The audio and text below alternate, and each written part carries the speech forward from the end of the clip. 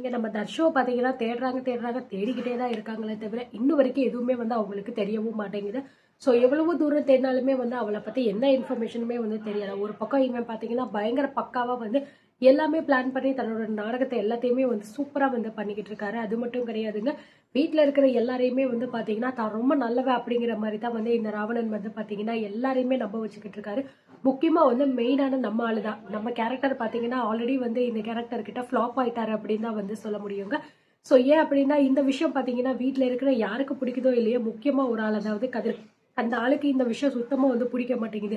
எதுக்காக பார்த்தீங்கன்னா நம்ம அண்ணன் இந்த மாதிரிலாம் வந்து பண்ணிக்கிட்டு இருக்காரு. யாரோ ஒருத்தர் வந்து இவங்களை வந்து காப்பாத்தினா அப்படிங்கிற ஒரே காரணத்துக்காக அவன் பாட்டுக்கு என்னென்னமோ பேசுறான். ஆனா இவர் பாத்தீங்கன்னா அவ சொல்ல எல்லாத்தையுமே வந்து நம்புறாரு. இந்த மாதிரி நீங்க பண்ணுங்க அப்படிங்கிற மாதிரி சொல்றது, வக்கீல மாத்துங்கன்னு சொல்றது எல்லாத்தையுமே பாத்தீங்கன்னா இவர் வந்து ஒண்ணு விடாம வந்து கேட்டுக்கிட்டே இருக்கிறதுனால வீட்டுல இருக்கிற அந்த 2 பேருக்குமே கொஞ்சம் கூட வந்து இவர் பண்றது பிடிக்கவே இல்லை. ஸோ டைரக்டாவே வந்து பாத்தீங்கன்னா அவர்கிட்ட சொல்லிடுறாரு, எங்களுக்கு நீங்க பண்றது பிடிக்கலன்னே அப்படின்னு சொல்லிட்டு. ஆனா அந்த ஆள் என்ன அப்படின்னா எனக்கு இது சரிதான்ப்பா படுது அப்படிங்கிற மாதிரி வந்து சொல்லிடுறாரு. ஸோ நிச்சயமா கூடிய சீக்கிரத்திலேயே இவங்க 2 பேருக்குள்ளே ஏதாவது சண்டை முட்டிக்குமோ அப்படிங்கிற மாதிரி தான் வந்து போய்கிட்டு இருக்கு.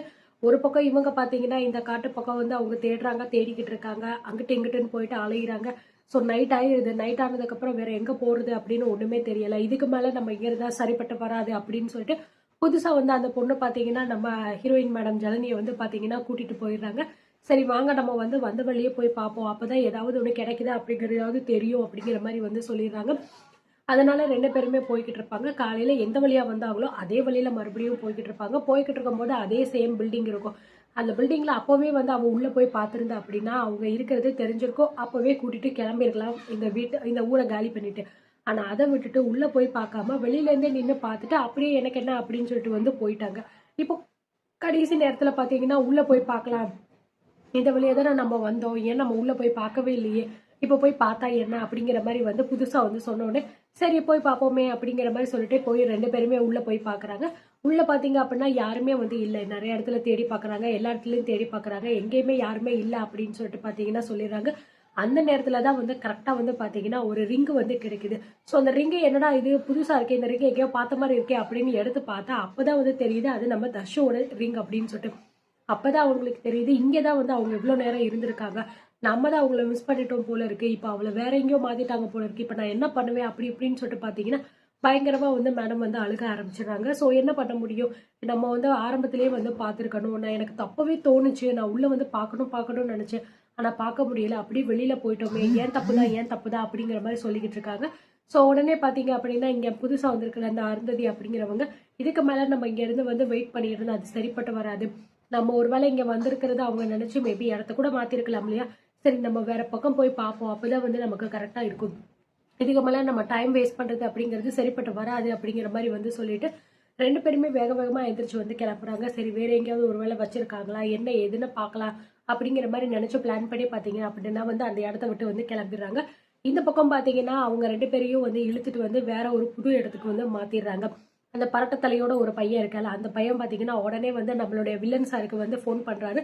ஃபோன் பண்ணிட்டு பாத்தீங்கன்னா இந்த மாதிரி வந்து நாங்க சேஃபா வந்து அவங்க 2 பேரையும் தூக்கிட்டு வந்து வேற இடத்துக்கு வச்சுட்டோம், இதுக்கப்புறம் எதுவுமே வந்து ஆகாது, நீங்க தைரியமா இருங்க அப்படிங்கிற மாதிரி வந்து சொல்றாங்க.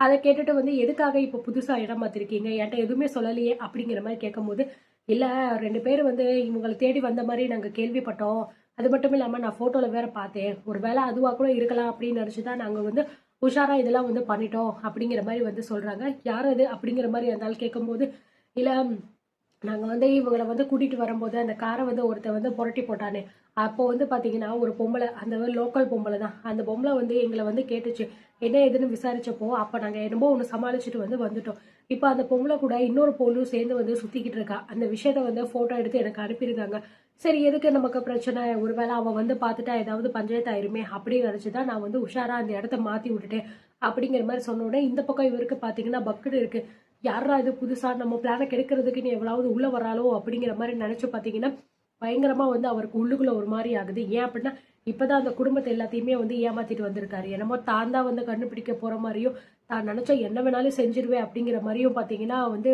பெரிய பில்டப்பை வந்து விட்டுட்டு வந்திருக்காரு.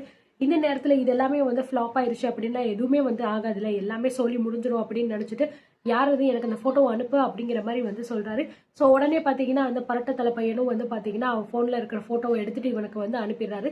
அந்த ஃபோட்டோவை பார்த்தோன்னே பார்த்தீங்கன்னா இவருக்கு பயங்கரமான ஷாக்கு. என்னடா இது இவளா அப்படிங்கிற மாதிரி வந்து நினச்சி பார்த்துக்கிட்டு இருக்காரு.